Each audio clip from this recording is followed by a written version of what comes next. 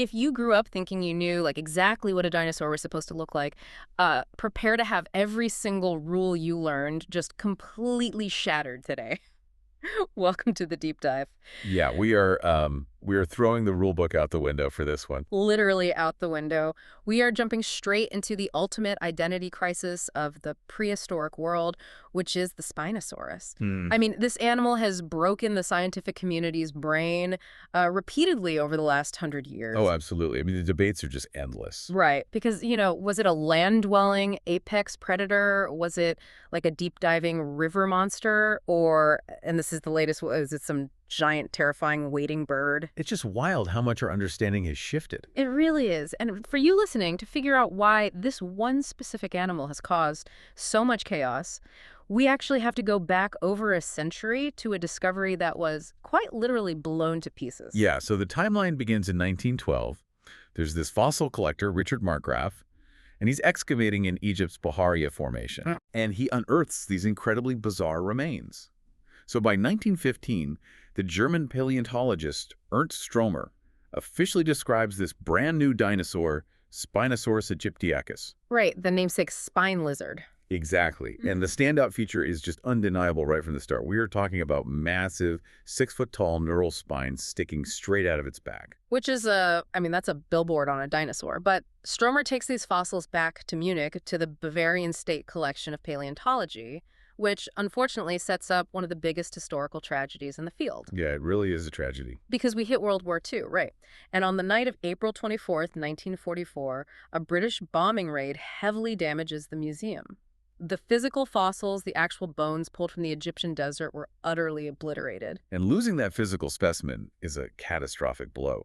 Like in paleontology, the original specimen used to describe a species is called the holotype. Right, the baseline. Yeah, the gold standard. Yeah. Without the holotype, subsequent generations of scientists can't go back and re-examine the bones with new modern technology. Because you can't run a photo through a CT scanner. Exactly. You can't CT scan a sketch. You can't perform isotopic analysis on the enamel. You can't map the internal bone structure. So the scientific community was left with nothing but Stromer's surviving photographs and, like, a handful of drawings. So for over half a century, the field is basically trying to put together a jigsaw puzzle where the pieces are missing, and the picture on the box just burned in a fire. That's exactly what it was. Yeah. And because of that massive gap in the evidence, 20th century pop culture was essentially forced to just guess. Right. If you look at vintage dinosaur books or those plastic toys from the 70s and 80s, Spinosaurus is depicted as just a generic carnosaur. Yeah, just a standard, upright, two-legged meat eater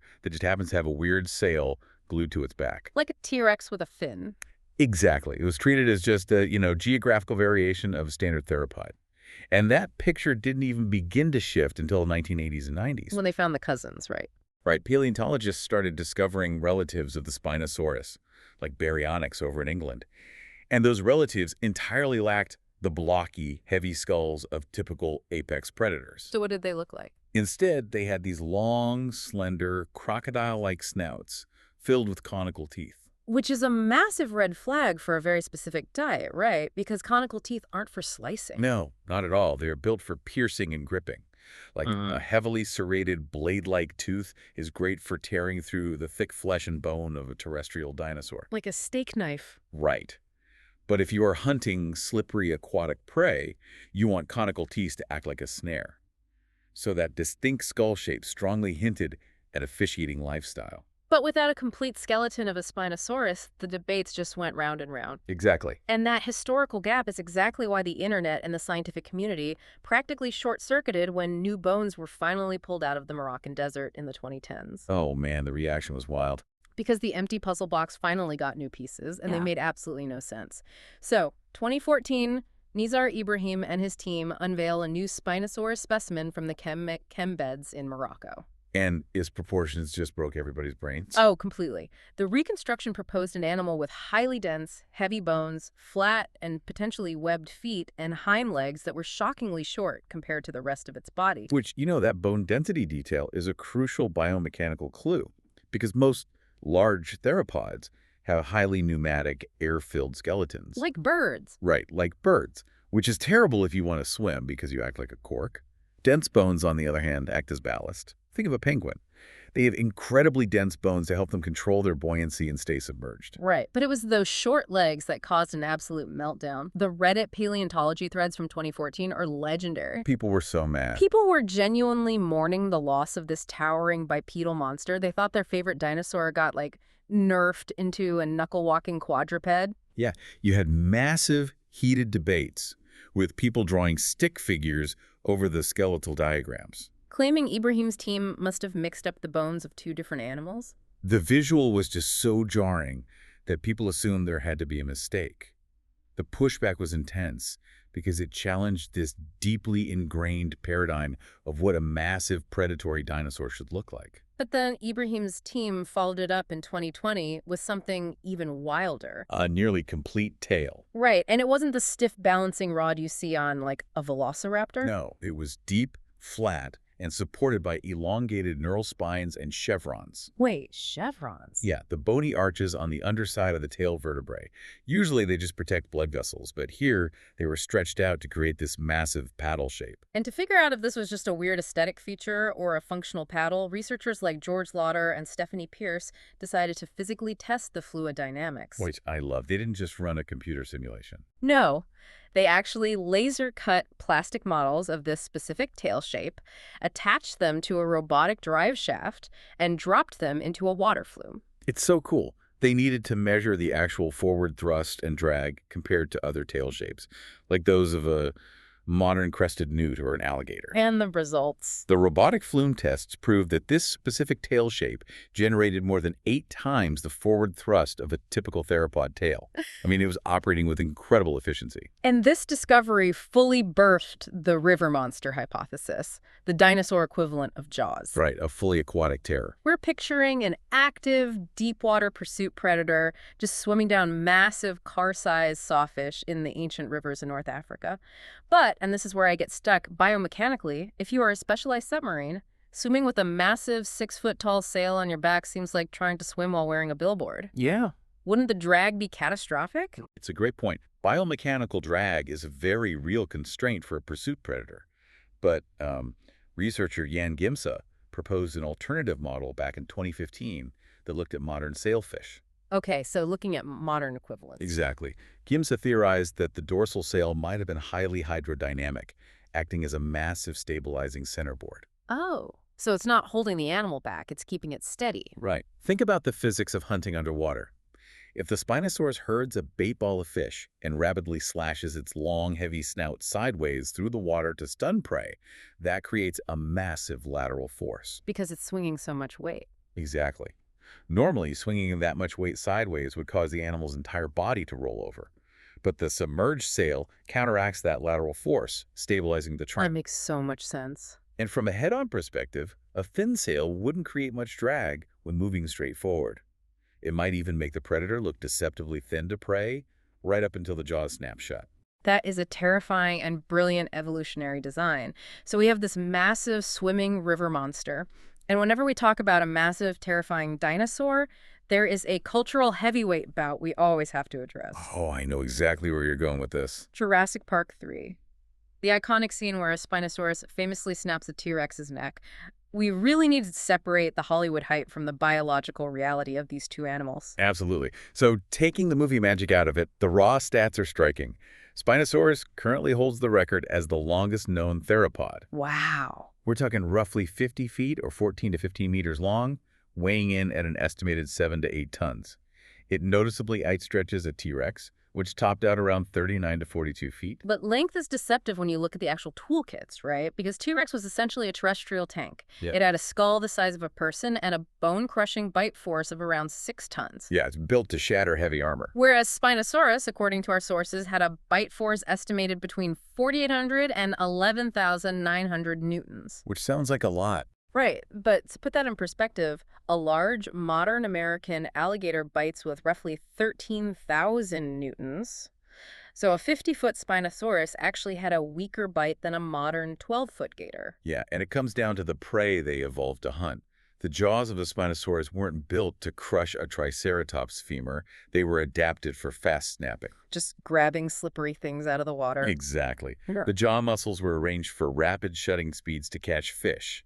Trying to bite through the massive muscular neck of a terrestrial tank like a T-Rex would likely just break the Spinosaurus's own jaw. Though, to be fair, Spinosaurus wasn't totally defenseless. Unlike T-Rex, it possessed large, heavily muscled arms with massive claws and a very wide range of motion. That's okay. So if they actually met completely ignoring the 30 million years and different continents separating them, it really comes down to home field advantage. It's like pitting a Navy SEAL against an Army tank. Right. If they're on land, the tank wins, but in the water, the SEAL grounds the tank. That framing is super popular. Yeah. But the scientific community really dug into the physics of that Navy SEAL idea and found major structural flaws. Wait, really? Yeah. Paleontologists like David Hone, Thomas Holtz, and Donald Henderson scrutinized the whole aquatic pursuit model. First, they looked at the skull. The nostrils of the Spinosaurus were positioned high on the snout, but not high enough.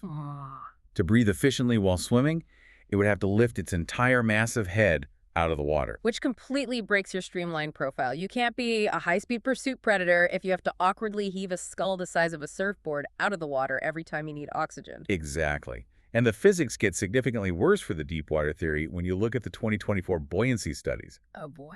Researchers, including Nathan Myhrvold and even Paul Sereno, who was actually part of the original 2014 team, ran the entire Spinosaurus skeleton through 3D center of mass and buoyancy models. So they modeled the whole animal. Yeah, and they didn't just look at the bone density, they factored in the necessary volume for lungs and internal air sacs. Because even with dense bones, a dinosaur still has a highly complex, bird-like respiratory system full of air, which inherently makes it buoyant. Right, and when you add those air cavities into the physical model, the deepwater pursuit theory just collapses. Wow. The physics just didn't support a graceful, deep-diving predator. The models showed Spinosaurus would have been highly unstable in deep water. It couldn't sink gracefully. So what would it look like? It would have been bobbing awkwardly at the surface, struggling to stay submerged, and highly prone to rolling over onto its side due to the weight distribution of the sail. So instead of the dinosaur equivalent of a nuclear submarine, the biomechanical reality suggests it was far too buoyant, acting more like a 50-foot, top-heavy pool floaty. Pretty much. Oh. Which sets the stage for one of the most stunning pivots in modern paleontology. Okay. Because if it's highly adapted for an aquatic environment, but physically incapable of deep water pursuit, how is it surviving? This brings us to the absolute latest breaking science. On February 19, 2026, a paper was published in the journal Science by Paul Sereno's team, and it fundamentally flips the board again. This is the crazy part. So Sereno's team was excavating the Farak Formation in the Sahara Desert of Niger, and they don't just find more bones, they discover a brand new species, which they name Spinosaurus mirabilis. Yeah. But the massive jaw-dropper here is the geography. This fossil bed was found 500 to 1,000 kilometers inland from the nearest ancient marine coastline. And that geographical context is everything. Finding a predator this massive that far inland violently challenges the idea that these animals were ocean-going, fully aquatic sea monsters. Because you don't find a great white shark 1,000 kilometers from the ocean. Exactly. This suggests the habitat of forested inland river systems and wide shallows, not deep open waters. And the skull they pulled out of Niger had a feature nobody saw coming. They found a massive scimitar-shaped cranial crest on top of its head. It's just wild. Right. Based on the bone texture, researchers confirmed this crest was sheathed in keratin. And we see this all over the animal kingdom. Massive keratin structures on the head are almost always brightly colored display structures, likely used to attract mates or intimidate rivals. So based on this inland habitat, the buoyancy constraints, and the new anatomy, Sereno's team introduced a completely new model. They called it the Hellheron. The Hellheron. I love that name. It's perfect. They categorized Spinosaurus as a graviportal biped. Graviportal, meaning slow-moving, heavily built to support its weight. Right. So it wasn't built for speed on land, and it wasn't built for deep water pursuit. Instead, it used its dense leg bones to anchor itself in fast-flowing river shallows. Yeah. Think about the mechanics of a modern heron. They have long necks, spear-like beaks, and they strike downward with blinding speed. The Spinosaurus's anatomy, the fast-snapping jaws, the long neck, the dense legs, perfectly matches this ambush wading strategy. Wading into 2 meters of water, standing perfectly still, and stalking the shallows to ambush giant fish from above. So instead of an eel shark, the 2026 model has us picturing a brightly colored, heavily armed pelican-heron hybrid with a giant scimitar on its head. It sounds chaotic, but biologically, it synthesizes all the seemingly contradictory clues we've gathered over the last century. It really does. The dense bones anchor it in the shallows. The fast jaws snatch passing fish. And the sail signals other dinosaurs above the waterline while the body remains submerged. And, the debate isn't a sign of failure. It's the scientific method operating at its absolute peak. Oh, 100%. You have biomechanists testing center of gravity, geologists mapping ancient coastlines, and anatomists comparing jaw speeds. The internet paleontology communities alone over the past decade are a testament to how wild this ride is. People posting memes saying, don't draw a Spinosaurus right now, wait a few hours, it's going to change again. Yeah, a single inland fossil bed in 2026 forced the community to rewrite a decade of aquatic pursuit theories. It forces us to constantly reevaluate our assumptions and acknowledge that the prehistoric world was far more complex than our initial models allow. We started with Ernst Stromer's destroyed puzzle and a World War II bombing raid.